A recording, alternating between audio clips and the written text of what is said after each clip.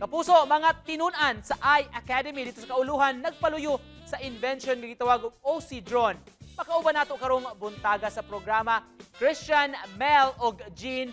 Good morning, maayong buntag, Christian, Mel and Jean. Welcome sa GMA Regional TV Live. Kumusta kayo this morning? Good morning po. Good morning po. Ayong buntag. Thank you so Okay naman much. po kami. It's nice to have you this morning. Maayong buntag. Let's start with Jean. Can you share to us, Jean, what is this OC drone about? Water surface drone po. Bali, pinabaybay niya po yung tubig, tapos nagko-collecta po siya ng trash, pati po ng pH level readings po ng tubig kung acidic po siya. How did you get to come up with this invention, Christian? Seriously po, dati po namin siyang proyekto galing po nung senior high school. Kasi po, kami, organic students po ni iAcademy. So, from senior high school po, parang nakagawa po kami ng RC boat na nag-check lang po ng pH sensor na may, sobrang liit lang, na kasing laki lang ng laptop. Na tas styrofoam lang po siya, tas gawa pa po yung mga gamit sa mga laruan, sa mga ballpen. Tapos ngayon po naisip namin i-large scale kasi may budget naman na po. Kasi kaya naman na po siguro. Tapos yun po, inisip namin na mas improvein, tapos yung idea na dapat talaga ilalagay dun sa dati. Tinigay po namin na kaya po, paano po ba namin susolusyonan yung mga plastics na dumadami since no 2020. Mel, kailan to nasimulan nyo yung paggawa kay OC drone and who supported you in this endeavor? Sa senior high po, around 2016 po, po namin na-start siya. Then, nung is college po na nag-start po namin siya, last year lang po, mga October po, mga ganun po. Yes po. Then, natapos siya this March po. How was it like developing the prototype nitong OC drone? Ano yung mga challenges na pinagdaanan nyo? May mga instances ba na parang nahirapan talaga kayo? Parang gusto nyo sumuko?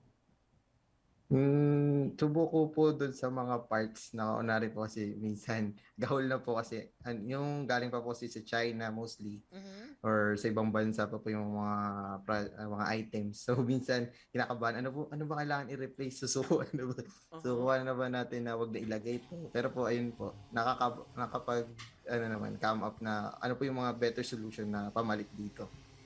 So inabot naman po dun sa range. By the tulong po namin.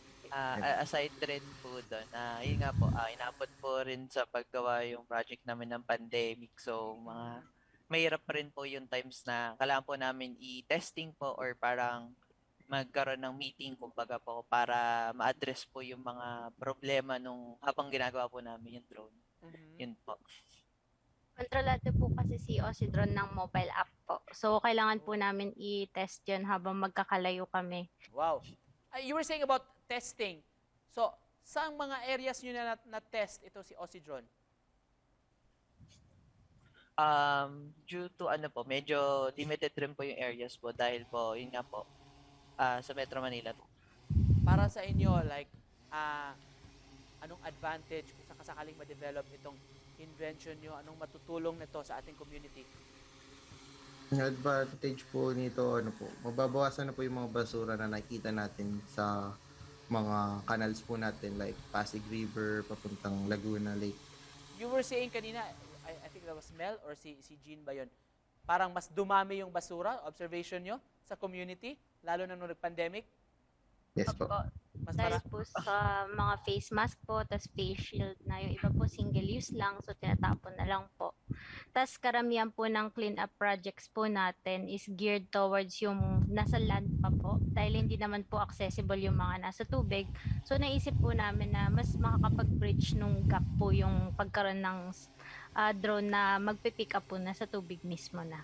What's next for you? Are you open to have this patented, ito invention nyo? We're open to have a partnership po.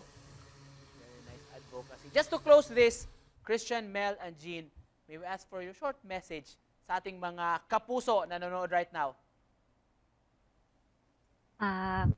Para sa akin po, ay maging sarado yung mga idea na pwedeng katulong po sa nakarami.